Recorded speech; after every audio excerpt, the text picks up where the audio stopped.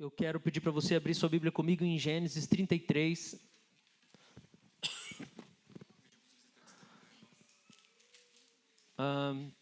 Enquanto você abre a Bíblia, eu quero saber quem visita a gente a primeira vez? Levanta a mão, primeira vez. Ficou todo mundo aqui hoje. Não, tem uma senhora ali. Fica com a mãozinha levantada aí, alguém vai dar um high five em você. Espero que seja o próprio Deus. Olha, tem lá também, Marie. Sejam muito bem-vindos, tá?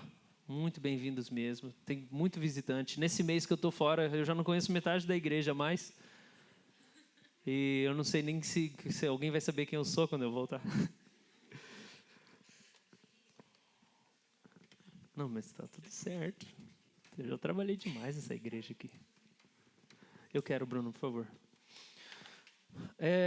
Gênesis 33 é o texto da nossa reflexão nessa manhã. Vai ser a primeira vez que eu vou usar esse microfone da Shakira. Todo o meu orgulho hardcore acabou.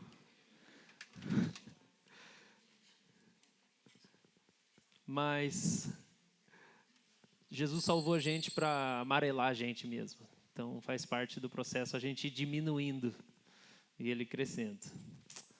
Vamos orar mais uma vez? Ó Deus, como é bom. Como é bom estar no lugar onde a sua glória reside, Senhor. Mas ainda assim, Deus, nós sabemos que há níveis maiores de manifestação da sua presença. Existe mais ainda do que o que a gente já provou nessa manhã. E a gente quer mais do Senhor.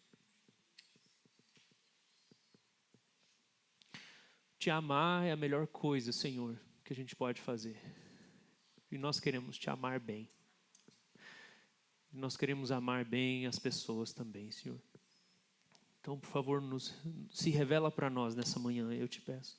Nos ensina sermos cuidadores uns dos outros. Eu peço, Senhor, que o Senhor fale com os nossos visitantes, talvez pessoas que vêm de outra cultura, de outra igreja ou de outra religião, que mesmo com a nossa linguagem aqui bem peculiar, eles entendam algo do Senhor, eles possam sair daqui fortalecidos. Aumenta a sua presença aqui, Jesus. Faz a gente te amar mais até o final dessa reunião. Por favor, Senhor, me toma, me deixa ser um instrumento do Senhor, em nome de Jesus. Amém. Maria Eugênia está muito bem em casa. Sara e Luísa também, crescendo. Estou 100% do tempo acompanhando tudo, porque ela não consegue dar de mamar sozinha, porque as duas mamam ao mesmo tempo. E daí quando uma deixa o bico, ela está com a mão na cabeça da outra, e daí não dá só para fazer isso aqui. Então eu tenho que estar junto toda hora.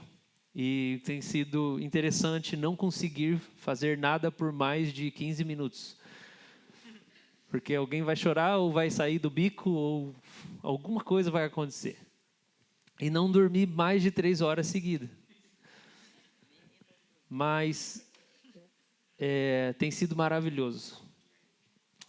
E eu tenho aprendido muito o que Deus fala para Pedro, na carta de Pedro, sobre o marido viver a vida doméstica.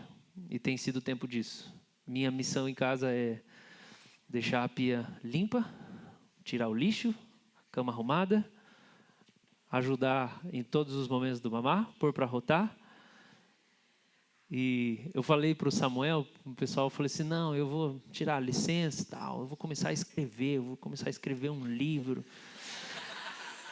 O Samuel falou, eu acho que não vai dar.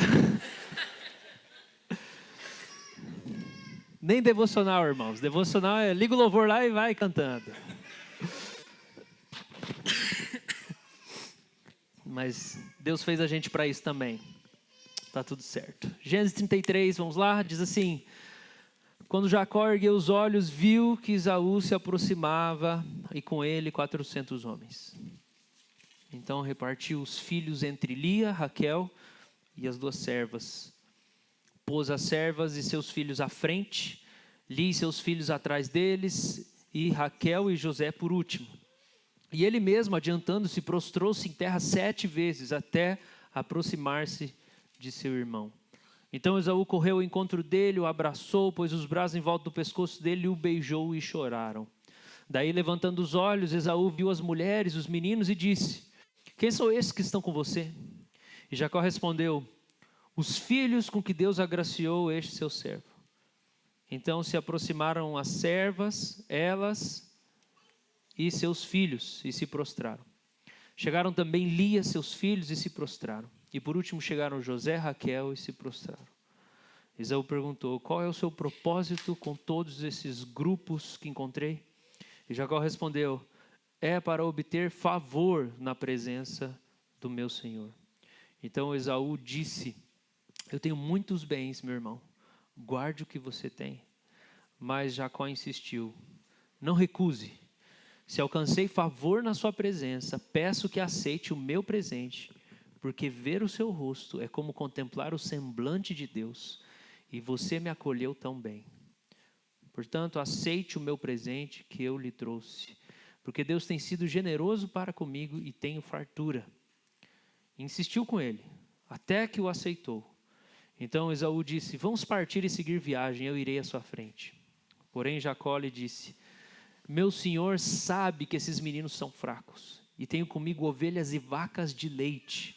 Se forçados a caminhar demais um só dia, morrerão todos os rebanhos. Passe meu senhor adiante de seu servo, eu seguirei aos poucos, no passo do gado que vai à frente e no passo dos meninos. Pode passar o slide aqui, ok? Eu não consegui, não sei se eu tenho que fazer alguma coisa aqui. Eu tenho que fazer isso? Não deu certo não. Pronto. Então verso 14. Passe meu senhor adiante do seu servo, eu seguirei aos poucos, no passo do gado que vai à frente e no passo dos meninos que vai a meu senhor em Seir. Esaú respondeu: então permita que eu deixe com você alguns dessa gente que está comigo. E Jacó respondeu: para quê? Basta que eu alcance favor aos olhos do meu senhor. Assim naquele dia Esaú voltou para Seir pelo caminho por onde tinha vindo. E Jacó foi para Sucote e edificou para si uma casa e fez cabanas para o seu gado. Por isso o lugar se chamou Sucote. Que o Senhor nos abençoe e nos ajude. Amém. Se você não conhece a história de Jacó, eu vou dar uma resumidinha para você, tá? Você lembra, Bruno, quando a gente fez 7 encontros na garagem da minha casa lá, e a gente colocou o nome assim: Jacó, um punk. Isso deve fazer uns 10 anos. E daí a gente encontrava na garagem da casa da minha mãe, lá do meu pai, para a gente falar sobre Jacó. Porque Jacó é um cara revoltado. Começa que ele é irmão gêmeo e ele é o mais novo. Só que a Bíblia fala que quando o irmão dele é tirado do ventre da mãe, ele está agarrando o calcanhar do irmão. Ele está segurando forte ali. E daí o pai, tem uma ideia maravilhosa. Olha só, é um traiçoeiro. Já desde pequeno. E deu o nome de traiçoeiro. Suplantador, enganador. Que é o significado de Jacó. Então você imagina esse nome, né? Nome... Que pai legal é esse, né? Isaac. Filho de Abraão. Que experimentou promessas. Deus apareceu, comeu com Abraão. E ainda assim ele com esse tipo de postura, de mentalidade em relação ao seu filho. Ok, ele dá o nome de Jacó, enganador. Só que a Escritura fala que Jacó foi crescendo e existia uma diferença física de Jacó para Esaú. Esaú era forte, Esaú era peludo, Esaú era ruivo, ele era bruto, ele era caçador. E a Escritura fala que Jacó era pacato, do lar, recatado. E ele ajudava a sua mãe a cozinhar, fazia as coisas dentro de casa. Se hoje, a gente tem aí, o Bruno vai falar disso de noite, a gente tem aí as machonarias da vida, imagina na época, na idade da... Então o filho preferido era Esaú por vários motivos. Por ele ser o primeiro filho, por ele ser o bundão que caçava, Ele ia caçar e trazia a carne suculenta para o pai dele degustar. E Jacó era o filhinho da mãe. O filhinho da mãe mesmo, né? E o que acontece na história? A mãe tem uma boa ideia, que também não é muito boa. Ela fala assim, vamos fazer o seguinte, você vai enganar o seu pai, porque ele está velho já, ele não está enxergando direito, mas eu vou vestir os seus braços, vou vestir você com uma pele de animal. E daí, quando você for conversar com o seu pai vai perguntar quem é, e você fala assim, pode encostar aqui no meu braço, pai. E daí o seu pai vai encostar no seu braço e vai ver que você tem pelos. E vai pensar, poxa, é o Esaú.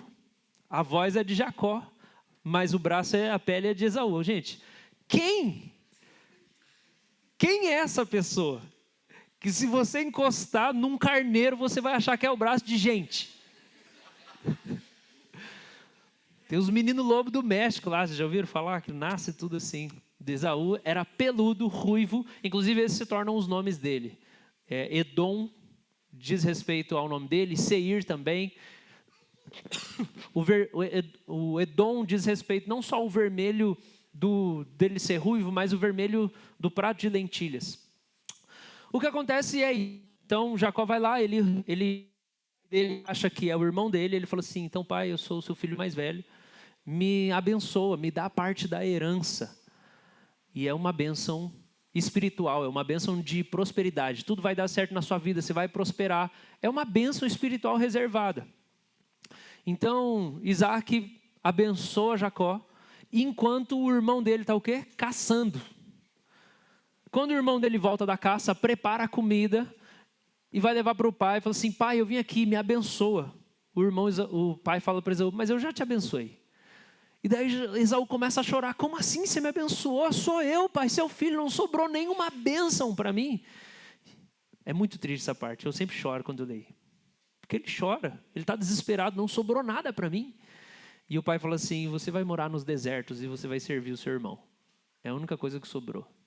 Todo outro tipo de bênção eu já dei para o seu irmão Jacó. Antes disso, tinha acontecido um dia um negócio entre Jacó e Esaú. Que Jacó está lá, preparando comida, e ele prepara esse prato de lentilhas. Esaú chega morrendo de fome, e Esaú não quer esperar, e ele fala assim, me dá esse prato de lentilha. Ele fala assim, não vou dar esse prato de lentilha para você, essa comida aqui não pertence a você. Ele fala, não, me dá. Aí Jacó fala, mas o que você vai me dar em troca? Você pode me dar o seu direito de filho mais velho? Lembrando que na cultura judaica, né, o filho mais velho ele tem o direito, a maior parte da herança, a bênção é dele. Então, o direito de filho mais velho é isso, ele é o sucessor do pai, e ele vai ficar com a maior parte de todas as coisas. E Esaú fala assim, tá bom, de que me vale o meu direito de filho mais velho? Eu estou morrendo de fome. Então, eles fazem esse combinado. Então, tá bom. Jacó dá para ele um prato de lentilhas, vermelho. Ele dá em troca o direito de filho mais velho. E daí depois, nesse dia, Jacó faz isso, segundo o combinado. Só que Esaú fica doido, né? Esaú quer matar ele depois disso. Então Jacó foge de casa. Jacó foge do pai, Jacó foge do irmão. Jacó vai embora para a casa do tio. Depois ele casa com uma prima distante lá, que mora numa outra região. E ele fica 20 anos. Depois ele vem embora, o tio persegue ele foge do tio também. Jacó é um cara que não se encaixa em lugar nenhum. Ele é um cara desajustado, é um misfit, não cabe em lugar nenhum. Esse cara não encaixa na família, não encaixa na casa do tio, ele não encaixa em lugar nenhum. E quando ele está fugindo agora, ele prosperou. Ele foi morar de favor na casa do tio, acabou trabalhando com ovelhas. E daí o tio falou assim, faz o seguinte, já que você está aí, você é meu sobrinho, não tem nada para fazer, vou te dar as ovelhinhas aí que são manchadas, que elas valem menos. É umas pouquinhas. Tudo bem. Só que Deus estava com Jacó. Por algum motivo, o favor de Deus estava com Jacó. Deus tinha escolhido Jacó para abençoá-lo. E quando Jacó começa a cuidar dessas ovelhas manchadas, malhadas, o que acontece é que elas as malhadas, e todas as vezes que as ovelhas dão cria, nasce tudo com mancha. E o rebanho dele vai ficar maior que o do tio. Aí o tio, não, então vamos trocar, você vai ficar com as ovelhas branquinhas então. Só que o favor de Deus está com Jacó. E o que acontece é que daí começa a nascer as ovelhas sem mancha. E o tio começa a ficar incomodado com ele. Chega uma hora que Jacó não aguenta mais e ele fala assim, vou embora. Falou. Ele pega toda a família dele, os servos que ele tem, os gados e tudo, e ele fala, então vamos peregrinar de volta. E ele começa a peregrinação. No meio da noite, o tio vai atrás dele com os servos também, fala assim, não, você não pode ir embora, levar minhas filhas embora, levar tudo, porque até o gado, né, do Jacó ficou maior que o do sogro, então ele não queria perder, ele queria, ficou essa tensão. E o que acontece é que no meio do caminho, de noite, Deus vai até o tio dele, chamado Labão, e fala assim, você não mexe com Jacó, que ele é meu servo. É quase como se Deus estivesse falando assim, você não mexe com Jacó, que eu sou o pastor dele. Deus está falando com Labão, que é pastor. Deus está falando com Jacó, que é pastor. A gente termina o texto falando que Jacó foi para um lugar e montou uma tenda para o gado. E Deus chega e fala assim, você não mexe com Jacó, que ele é minha ovelha. Você deixa ele embora. Labão, morrendo de medo, deixa embora e volta para casa. Só que nessa peregrinação de Jacó, a gente chega no capítulo 32, onde é bem conhecido, que Jacó segurou o anjo, agarrou, deixou subir. No meio do caminho aparece um homem para lutar com Jacó. E ele começa a lutar com esse homem, sem saber quem que é. Depois ele vai descobrir que esse homem é o próprio Deus em forma humana. A gente pode aqui supor que foi uma aparição de Cristo antes da sua encarnação, mas que levou um tempo até para Jacó entender, e isso ensina para nós sobre como às vezes os nossos encontros com Deus, eles podem não ser tão descaradamente divinos. Porque Jacó está só lutando com um cara, fala assim, me deixa. Parece que não tem nada de Deus aqui. Só que depois esse homem vai embora, e quando ele vai embora, Jacó entende, eu estive face a face com Deus, e eu lutei com Deus. Eu briguei com Deus e Ele me abençoou. Isso ensina para nós sobre como estar na presença de Deus nem sempre é uma coisa evidente para nós. Às vezes a gente pode estar se relacionando com Deus, tendo algum tipo de conflito, ouvindo Deus, vendo Deus, sem perceber que é o próprio Deus que está na nossa vida. Inclusive tem um texto em Hebreus que fala assim, pratiquem a hospitalidade. Recebam as pessoas em casa, porque muita gente, sem saber, recebeu anjos, porque às vezes o divino, ele não tem tanta cara de divino assim, às vezes o divino é mais natural do que a gente imagina, e é o que eu penso sobre profecia, são impressões, são ideias, são sentimentos, são insights que vêm e pode ser a voz do próprio Deus. Mas não é só isso, não é só uma coisa natural. Além de ser um encontro natural, Jacó com um outro homem, é um encontro de desgaste, eles estão se degladiando, eles estão lutando. O que também pode ensinar para nós que muitas vezes, na nossa vida, enquanto a gente está querendo Deus e pedindo para Deus, Deus fala comigo, me dá um sinal, cuida de mim. Você pode estar falando isso porque você está passando por um momento de atrito, de tensão, de dificuldade. E essa dificuldade pode estar sendo ocasionada exatamente porque Deus está com você. Porque Deus está perto de você. Porque Deus está mexendo com você. Porque Deus está provocando você. Porque Deus está despertando você. Ele está querendo abrir os seus olhos, isso dá trabalho.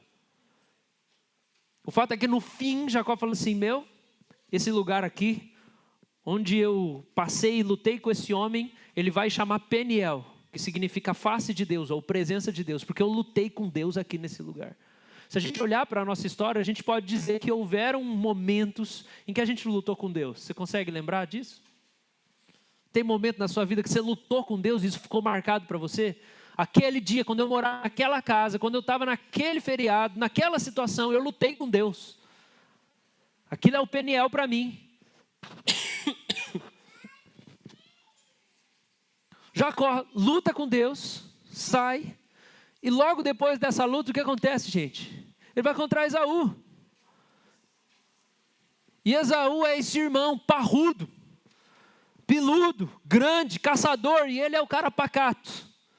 E ele está morrendo de medo do irmão. Então o que ele faz? Ele divide em 2 grupos tudo: o gado, os bens, os camelos, filhos, esposa, tudo. Ele separa em 2 grupos. E aí ele fala assim: vamos fazer o seguinte, vou mandar o primeiro com as pessoas que eu gosto menos.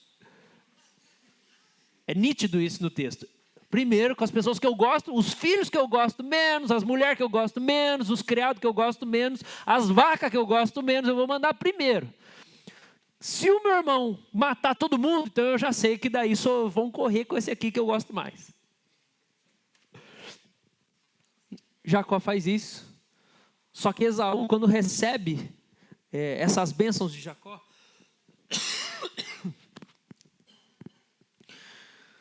eu vou fazer uma piada, não vou fazer, deixa eu beber água. Cadê a água? Aqui.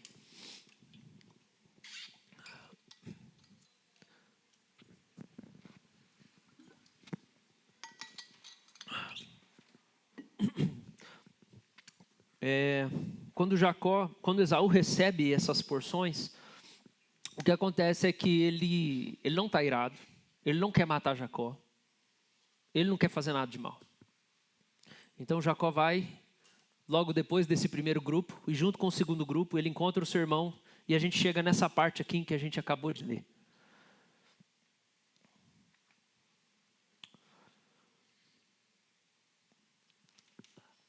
Quando Jacó foge de casa a primeira vez, ele não tinha nada mesmo. Ele dorme a céu aberto, eu ia dizer na rua, mas era rural, não era na rua. Era num campo, num terreno de alguém. E ele põe a cabeça num travesseiro, faz do travesseiro uma pedra, e ele tem uma visão com a porta do céu aberto. E daí existe essa porta e sai uma escada, anjos sobem e descem. Em João capítulo 1, Jesus vai dizer que ele era a escada do sonho de Jacó. E que Jesus, na sua presença, ele traz a ação angelical, trabalhando e operando. O que acontece é que aqui, capítulo 32, antes desse que a gente leu, Jacó vai estar indo no acampamento e os anjos vão vir ao encontro dele. A promessa da presença de Deus faz parte da vida de Jacó, gente. É por isso que ele consegue sair safo, mesmo que ele tenha errado, ele consegue sair safo do seu irmão, ele consegue sair safo do seu tio, e agora ele vai sair safo do seu irmão de novo, mais velho, porque a presença de Deus está com Jacó, os anjos de Deus estão junto com Jacó, os anjos de Deus ministram junto com Jacó, e o lugar onde ele encontra, você já ouviu esse nome, se chama Manaim, que significa 2 acampamentos, provavelmente referindo-se ao acampamento dos anjos e o acampamento de Jacó. Porque a presença de Deus está com ele. E o significado da presença de Deus aqui é proteção, é o cuidado angelical. E a mesma coisa que Jacó recebeu, que é o cuidado desses anjos de Deus, esses mensageiros, é a mesma palavra inclusive, Jacó faz com Esaú, mandando os mensageiros para dizer que ele estava chegando. Então é uma fuga conturbada. Tem coisa errada na vida de Jacó, não quer dizer que ele faz tudo certo, mas quer dizer que Deus está comprometido com ele. Mas o que a gente tem para aprender aqui sobre ser uma igreja pastoral, sobre andar no pasto do gado, no pasto dos meninos, que é o tema da mensagem, que eu gostei de fazer uma musiquinha no pasto do gado, no pasto dos meninos. É que Jacó, nessa fuga dele, nesse encontro com o irmão,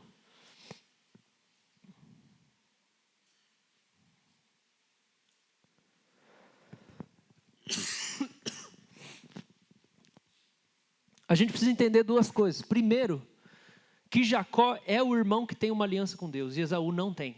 Inclusive, quando eles vão conversar, a palavra que Jacó usa para falar com o irmão dele, Deus, é uma palavra genérica. Não é tipo o nome de Deus, não é Yahvé.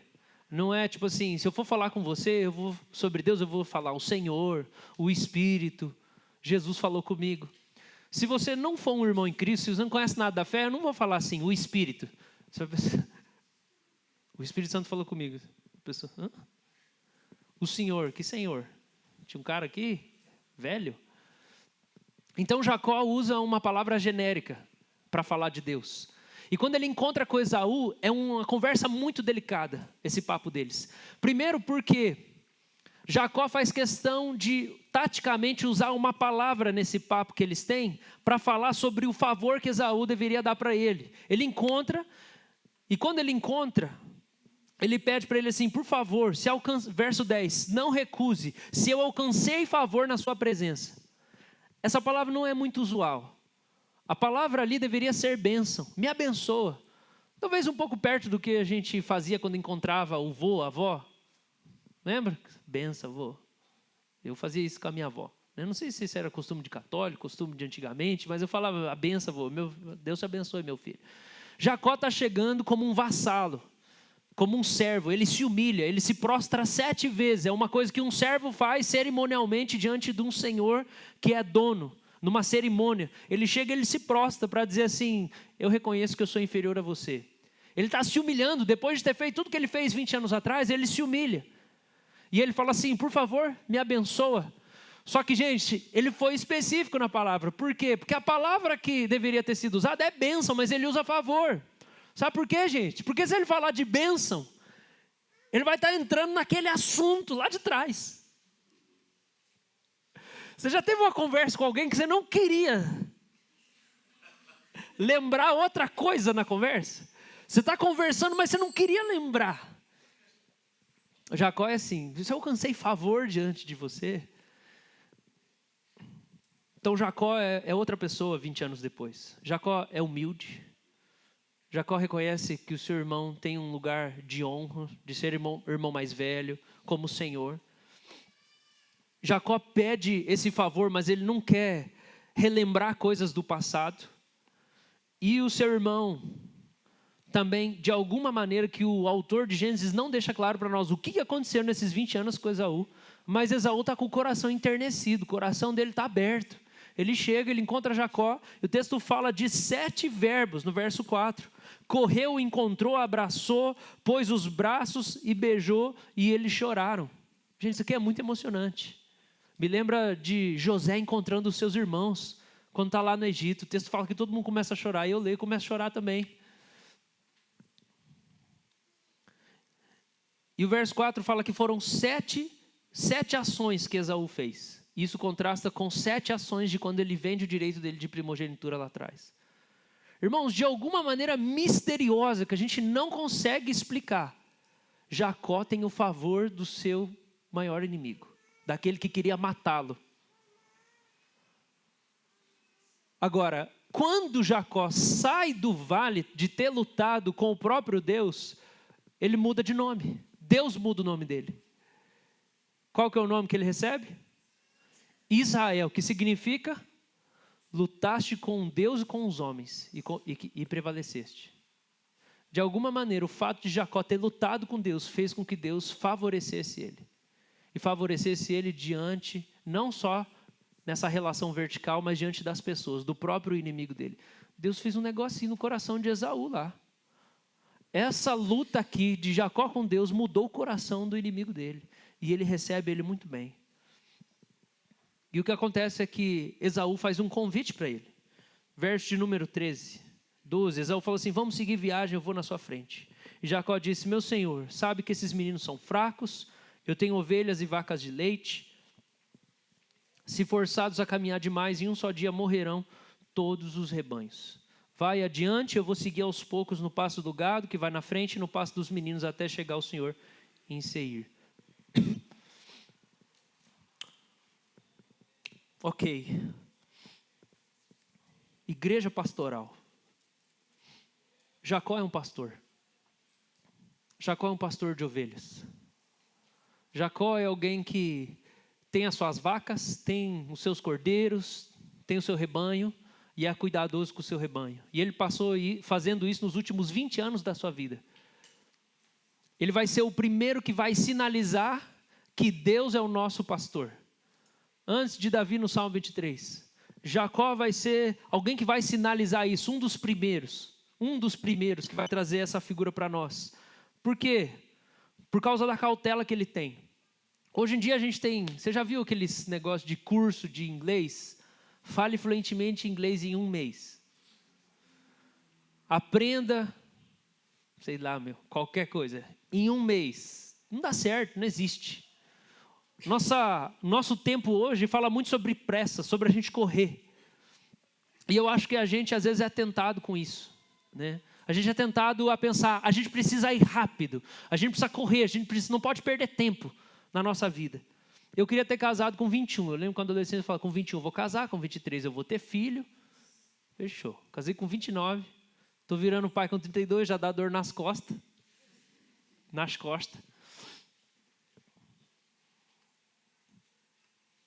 Mas às vezes eu penso que quando eu era mais novo, eu li as biografias, eu pensava, por exemplo, em Spurgeon. Com 18 anos ele pregava para 5.000 pessoas.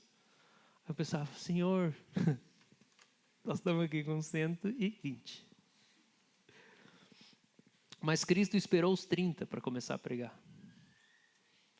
Eu acho que a gente tem uma tentação muito grande. O apóstolo Paulo sempre fala de Deus como um Deus paciente. Um Deus que espera que os homens se arrependam. E Paulo vai ter o encontro dele com o Senhor, provavelmente lá com uns 30 anos de idade. Eu acho que quando eu olho para Jacó, eu penso, eu que busco a face do Deus de Jacó, eu que busco o Deus desse Jacó, que é um pastor, que aprendeu a ser pastor com Deus, será que Deus não planejou que os melhores momentos da nossa vida, talvez a melhor fase da nossa vida, só fosse começar quando a gente tivesse com uns 40, 50, 60? Eu vi uma pesquisa recentemente falando assim que os cristãos, de um instituto que faz pesquisas acerca da igreja, que os cristãos que mais dão fruto, e frutos que permanecem, em quantidade e qualidade, são os cristãos para cima de 60 anos. A galera nova não dá fruto. Não dá trabalho só. Porque eles querem ser legais. Eles querem ser cool. Aí eles mudam. Daí, não é mais isso que eu quero, é aquilo que eu quero, aí é isso, aí é aquilo, daí eu mudo de emprego, aí eu não sei, pode ser essa minha vocação, mas eu não me sinto autorrealizado. Não dá fruto, porque não permanece, você só dá fruto se você fica num lugar. Eu já quis ir embora daqui um monte de vezes, mas Deus falou, não, você vai ficar aí.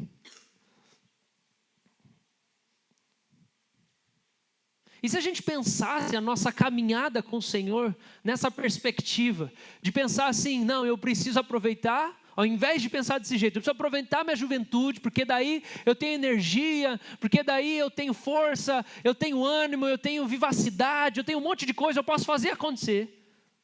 E se ao invés de a gente pensar desse jeito, a gente pensasse assim, daqui 30 anos eu vou ter uma maturidade que vai me fazer desfrutar das coisas de um jeito muito diferente. Eu não vou ter tanta saúde, mas talvez se eu começar a cuidar da minha saúde agora, eu possa ter daqui a 30 anos. Talvez se na quaresma eu ficar sem o doce. Talvez se eu fizer uma caminhada pelo menos, todos os dias. Eu posso me preparar para o tempo que eu vou ter mais sabedoria, eu vou ter mais maturidade. Talvez Deus vai confiar mais em mim lá na frente. Uma vez eu estava ouvindo um autor chamado Paul Tripp. Ele é conselheiro, palestrante, ele é do meio reformado, bem famoso assim.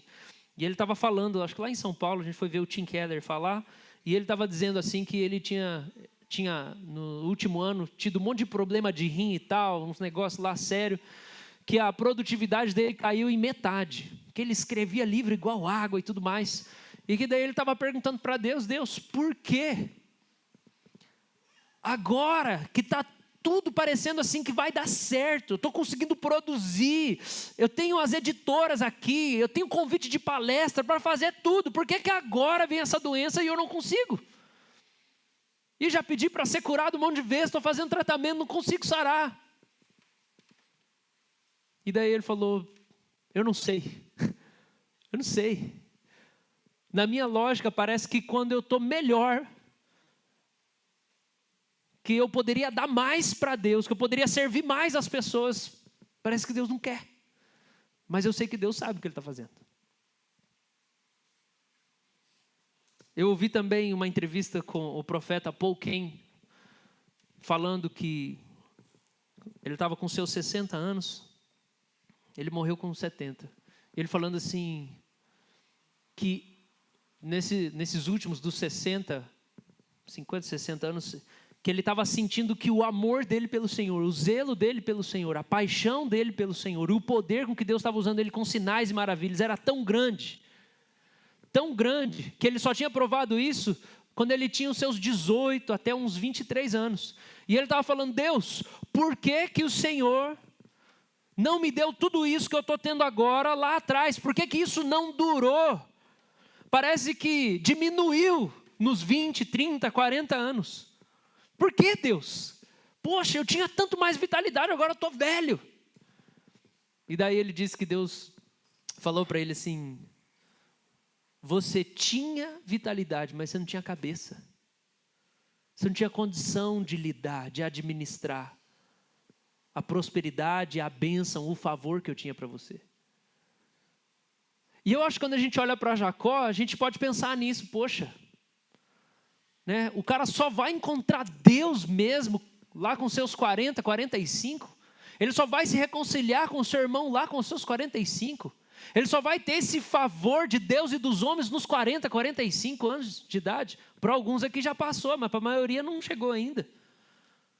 Mas e se, na maneira como o nosso bom pastor conduz a nossa vida, a nossa história, as coisas não são assim tão matemáticas como a gente está sendo treinado para acreditar. Faz tudo certo que vai dar certo.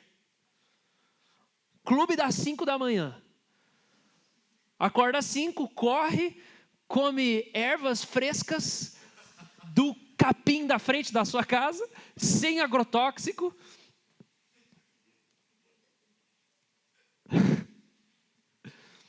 Trabalha tanto, lê tantos livros, você vai produzir. Será que a lógica humana é a lógica de Deus, ou Deus escolheu as coisas loucas desse mundo? Que quando a gente fala assim: vamos lá, Deus, eu estou aqui, me escolhe. Já viu o Shrek, o burro? Me escolhe, me escolhe, me escolhe. E Deus: não. Eu estou cheio de gás. Não, eu vou usar aquele cara de 72 anos lá que usa uma bengala para andar. Não, Deus, mas eu estou aqui. Não, mas você não é humilde, não, ainda. Eu preciso fazer uns negócios em você ainda. Eu tenho paciência. Irmãos, Deus anda com a gente igual Jacó anda com o seu rebanho. Pode passar o slide, que eu não estou conseguindo.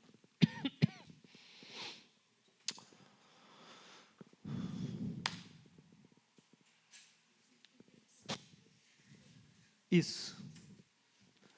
Ok, essa é a geração daqueles que buscam a presença de Deus de Jacó. Nós somos essa geração. Mas quem é o Deus de Jacó? Pode passar para o próximo. Primeiro, Deus é aquele que escolhe o mais fraco para herdar suas promessas.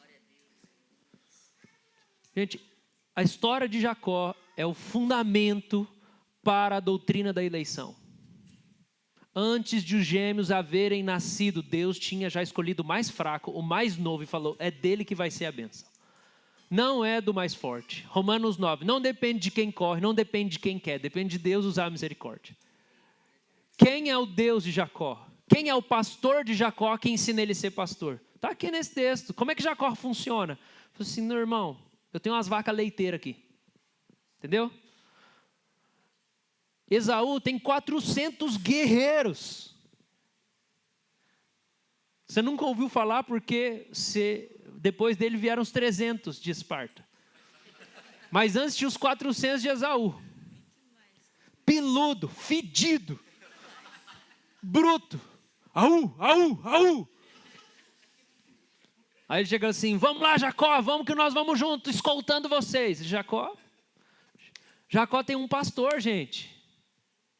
Ele tem um pastor, que é o Senhor, é Yahvé, é o Deus dos céus e da terra, o Deus de Abraão, Isaac e Jacó. Ele tem um pastor, que ensinou para ele a ser pastor. Daí ele veio falar assim: irmão, você é forte, você tem um exército aí, mas é o seguinte, eu tenho umas vacas leiteiras aqui. Se eu for, elas vão morrer, elas não vão aguentar nesse ritmo aí dos guerreiros. Vai com os guerreiros. Isso ensina sobre Deus, o Deus de Jacó. Porque o Deus de Jacó é aquele que escolhe o mais fraco para herdar as promessas. Ele escolhe Jacó. Ele escolhe você. Ele escolhe eu. Eu penso: puxa, eu podia ter conhecido Deus antes. Eu podia ter me convertido antes. Não, é porque daí você nunca vai poder falar que você fez as boas escolhas, entendeu? Você sempre vai olhar para a sua história e falar assim, não sei o que aconteceu. Como é que eu vim parar aqui?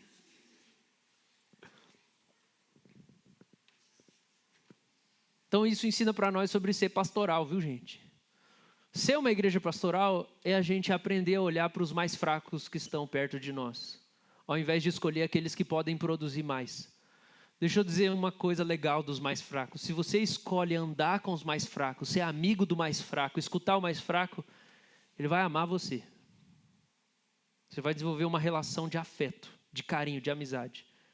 Se você escolher apenas aquele que é mais qualificado e pode produzir, ele vai usar você, porque o alvo dele é produzir. E ele acredita no potencial dele. Mas quando você fala assim, eu vou cuidar desse aqui que não tem nada para dar, ele vai ser grato para sempre para você. E é só assim que a gente ama o nosso Senhor. Quando a gente percebe assim, por que é que está dando certo, Deus? Alguma coisa está dando certo, por quê? Eu conheço minhas fraquezas. Eu sei que eu sou mais fraco. O Deus de Jacó é o pastor de Israel. Ele é o nosso pastor. E a gente é chamado para ser como ele. Ouvir o mais fraco, escolher o mais fraco, dar atenção para o mais fraco. O feio, cafona, o chato. Escolhe o mais fraco. Escolhe o mais fraco do seu ambiente de trabalho. Escolhe o mais chato. Escolhe o mais fraco da sua família. Escolhe o mais fraco da igreja. Escolhe aquela pessoa que... O mais fraco ele pode simbolizar diferente para cada um, né? Pode ser aquela pessoa que fala devagar, nunca termina o que começa a falar. Ou pode ser a pessoa que fala tão rápido que você não entende nada, daqui a pouco ela já nem está mais aqui, ela está falando de outra coisa. Meu Deus, que pessoa. Escolhe essa pessoa. Porque é assim que Deus faz. Ele escolhe o mais fraco. Jacó é o pacato. Ele é o mais fraco. Ele é o que nasce depois. Ele é o que não tem condição de caçar. Porque se for caçar, ele vai ser caçado. E Deus fala, esse cara aqui, ó, é esse aqui que eu vou fazer uma aliança. O mais fraco. Inclusive, no profeta Isaías chama ele de verme. Ô vermezinho de Jacó. Ô vermezinho, fraquinho. É você mesmo que Deus escolheu. Ô gente, é bom demais isso. É bom demais não confiar nas suas próprias forças. É maravilhoso, é libertador. Segunda coisa sobre o Deus de Jacó. Quem é o Deus de Jacó? Ele é aquele que conduz famílias inteiras com ritmos diferentes em direção às promessas. Esaú tem os guerreiros, ele tem os melhores, os mais fortes, os mais qualificados. Aquilo não é família. Não tem uma mulher ali. Sabe o que vai acontecer daqui a pouco? Vai morrer tudo. Vai procriar? Não vai. O Igor mandou uma pesquisa outro dia aí, que o povo já está fazendo uns negócios aí diferentes na ciência. Mas, até hoje, e naquela época, por enquanto, precisa de macho e de fêmea. Então, às vezes, os mais qualificados não são aqueles que conseguem produzir vida, gerar vida.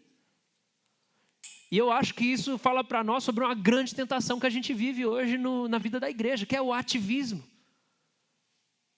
É a produtividade. Você tem que produzir, você tem que alcançar, você tem que bater a meta, você tem que realizar. Será que quem faz isso produz vida? Ou só produz montes? Alcança números? Jacó não funciona assim. Jacó tem gente, tem vaca gestando, tem menino. Aqueles meninos não são guerreiros, mas eles vão crescer, eles vão gerar vida. E Deus é aquele que faz uma aliança e ele conduz famílias em... Calma, pode voltar, Davi. Ele conduz famílias inteiras. Jacó está com a família inteira para alcançar as promessas. Mas isso não começou em Jacó, isso começou lá atrás. Você lembra quando Deus chama Moisés para tirar o povo do Egito? E aí ele fala assim, vai lá, fala com o faraó, para o faraó libertar o povo. O que acontece? O faraó não quer. Então Deus começa a mandar as pragas. É chuva de pedra, é água que vira sangue, é rã para todo lado, é gafanhoto, é praga de todo tipo de coisa. E cada vez é uma conversa com o faraó. Mas tem um determinado argumento ali que eles têm, que Moisés fala assim, liberta o povo. Está vendo a praga aí, faraó? E daí o faraó diz assim, faz o seguinte, vai, mas deixa as vacas. Vai, mas deixa as crianças. Moisés fala, não rola. Deus quer receber a adoração das crianças. Deus quer levantar uma nova geração. que essa geração aqui está tudo contaminada com o Egito. Ele quer levantar uma nova geração.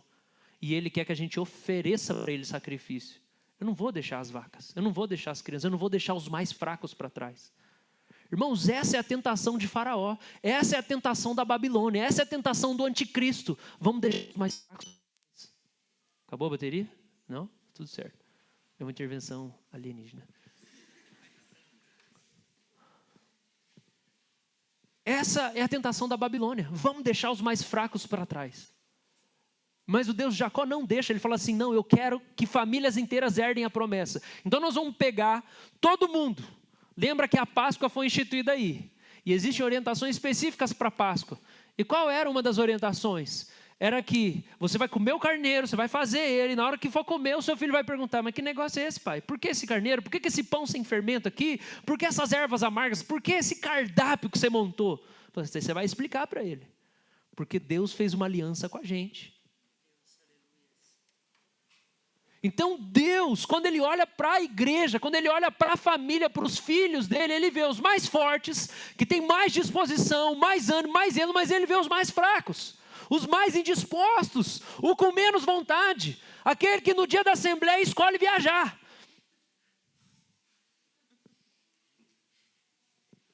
Deus fala, não, esse aí é meu também, fica tranquilo. Os presbíteros ficam logo, pô, os caras vão viajar no dia da assembleia, não tem compromisso. E Deus, calma.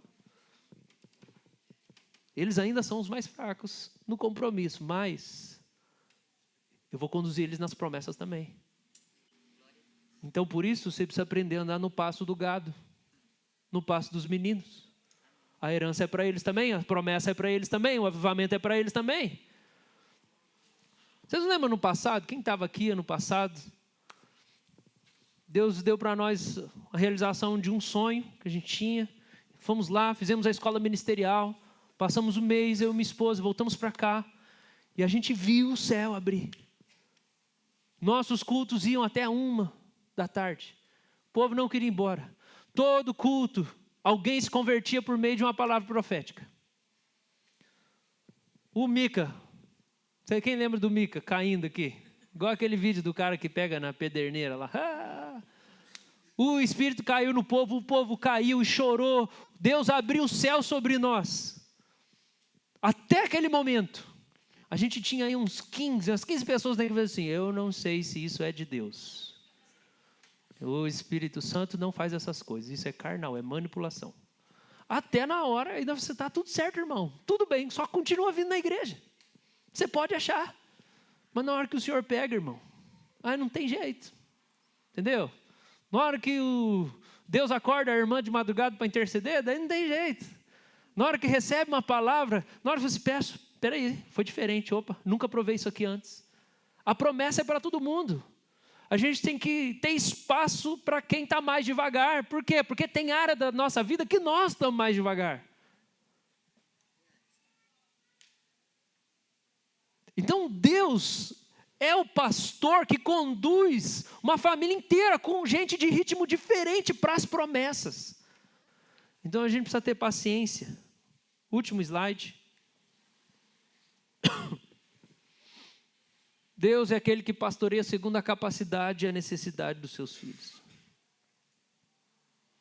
Eu lembro que quando a Maria estava no final da gestação, e daí a barriga estava enorme, estava difícil de ficar sentado e tudo mais.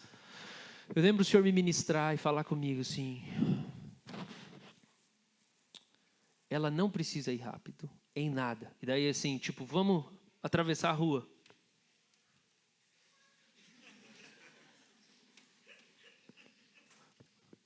Eu lembro que o Senhor falou comigo. O Senhor falou assim, ela não tem que ser rápida em nada.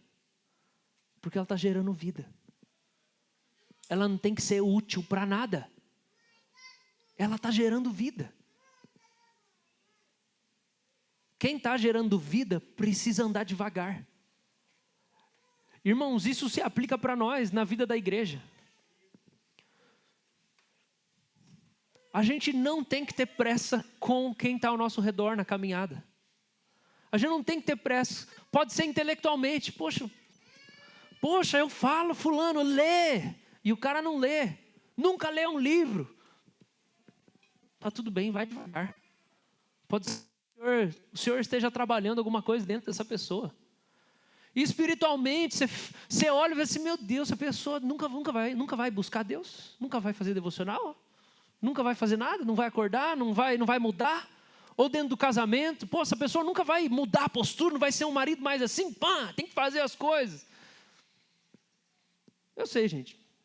Hebreus fala, né, no capítulo 5, poxa, já estava na hora de vocês darem fruto, vocês ainda estão precisando aprender tudo de novo lá de trás. Tem gente sim, mas de maneira geral a gente tem que saber disso. Gerar vida cansa. Então às vezes é de Deus algumas coisas acontecerem devagar para nós. Porque o Senhor está trabalhando.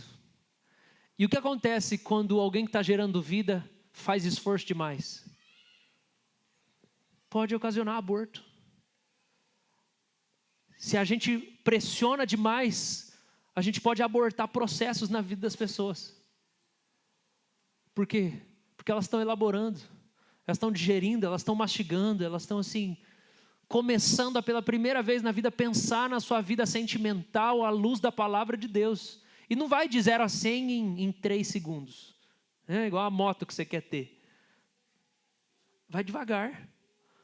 E se você chegar assim, não, mas você tem que estar desse jeito. Cara, você pode estragar tudo que o Senhor está começando a construir. Então isso significa ser pastoral. É aprender a andar no passo do gado. No passo dos meninos. E eu acho que essa é uma das coisas que é mais difícil. Tem sido mais difícil para eu aprender nesses 12 anos. Porque quando a gente vive uma coisa muito legal, a gente quer pôr goela abaixo para todo mundo experimentar. Mas não funciona desse jeito. As pessoas têm o tempo delas. Isso me lembra de 2 versículos. Eclesiastes 4:6 diz, é melhor ter um punhado com tranquilidade que 2 punhados com trabalho árduo e correr atrás do vento. Ou 1 Tessalonicenses 4:10 e 11. Irmãos, exortamos vocês a que progridam cada vez mais e se empenhem por viver tranquilamente. Cuidar do que é de vocês e trabalhar com as próprias mãos. Olha como o apóstolo coloca essas 2 coisas juntas. Eu quero que vocês progridam e que vocês vivam tranquilos. Essas coisas têm que acontecer junto. Progrida e viva tranquilo. Então isso fala de Deus. O Deus de Jacó é o Deus que ensinou ele a pastorear, que é o nosso pastor. E daí tem uma coisa que a gente pode ficar bem tranquilo. A gente pode andar devagar, mas se a gente está no rebanho de Jacó, em vez do rebanho de Esaú, está tudo certo. Porque Jacó é o cara com quem Deus tem uma aliança. E Esaú, Deus não tem nada com ele. Então Esaú pode chegar primeiro, vai. Deus não está com você mesmo, filho. Você perdeu já o direito de todas as promessas. Quando você, vendeu, você se corrompeu. Então, gente, o que é melhor? É a gente chegar primeiro tendo sido corrompido no processo? Ou a gente andar devagar com integridade? Saber, eu estou chegando. Eu não abri mão. Eu não abri mão dos princípios. Eu não abri mão da presença. Eu não abri mão dos valores. A gente pode crescer devagar. Saber que a gente continua crescendo na direção certa. Porque se a gente se atravessar demais, ficar com muita pressa, a gente pode até começar a ir na direção errada sem perceber.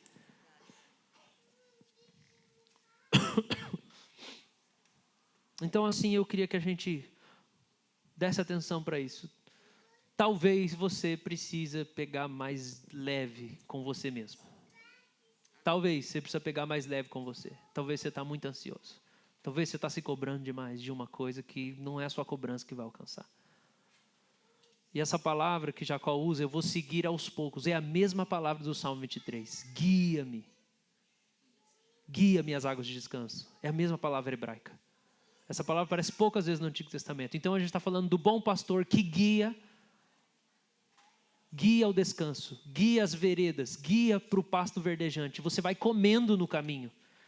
E essa palavra significa liderar, dar descanso, guiar com cuidado, conduzir para um lugar de água ou parada, levar a repousar, trazer uma parada ou um lugar de descanso, guiar, refrescar, conduzir para um lugar com água parada e repousar no lugar. Então é ir de pouco em pouco e parando.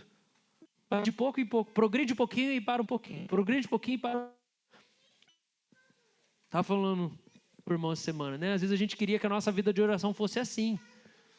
Todo dia o céu se abre. Todo dia eu oro 5 horas e Deus vem. E o anjo aparece e Deus fala comigo. Mas não é assim que o pastor conduz a gente. Não é porque você é incompetente que consegue fazer isso. Não é porque você é incompetente que o seu ministério não explodiu, você não ficou famoso, ou você não alcançou as profundezas do conhecimento, as profundezas da espiritualidade. É porque Deus não conduz ninguém assim. Ele conduz, anda um pouquinho, descansa. Anda um pouquinho, descansa. Esse é o passo do gado. Esse é o passo dos meninos. Esse é o passo do bom pastor. E se a gente quiser chegar muito, a gente vai sem Deus. Você vai sem Deus. Eu lembro uma vez Deus falou isso comigo, a gente estava lá em Piraquara, na casa da minha sogra, só eu e a Maria Eugênia e o Barnabé na pandemia. E daí a gente foi levar o Barna para passear. Vocês sabem, o Barna é um anjo. Aí ele saiu cheirando e tal, saindo na frente, tá bom. Aí a Maria Eugênia, né, não, cuida dele. Eu falei assim, não, relaxa, meu jeito, deixa o menino solto. Quando nós vimos, cadê o Barna? Tinha descido a rua lá embaixo, estava onde? Cheirando a cerca do pitbull. E eu, Barna vem, Barna vem. Comecei a gritar, Barna vem. Quando vi lá o pitbull tinha dado, como diz a minha avó, um corridão nele. Ele voltou com o rabinho entre as pernas, eu falei, isso vai na frente do mestre, vai. E o Senhor falou comigo naquele dia, falou assim, meu filho, você é igual o Barna. Quando você quer ir na minha frente, é perigoso. Você não pode ir antes de mim, você tem que ir comigo. Você vai no meu tempo. Irmãos, é assim. Amém? O Senhor falou no seu coração essa manhã? Será que você pode deixar um pouco esse fardo que você está carregando, essa cobrança, essa pressão que não é da parte do Senhor? Você pode estar querendo crescer muito rápido e o Senhor não quer. Ele lidera um pouco e te leva ao descanso. Lidera um pouco e te leva ao descanso. Lidera um pouco e te leva ao descanso. O que importa é que você está no rebanho do Deus de Jacó. Não no dos mais fortes. Você não está no exército de Esaú. Isso significa que você pode esperar o tempo. Você pode ter paciência. Você pode crer que Deus vai realizar os planos dele na sua vida. Você pode desacelerar. Você pode caminhar devagar.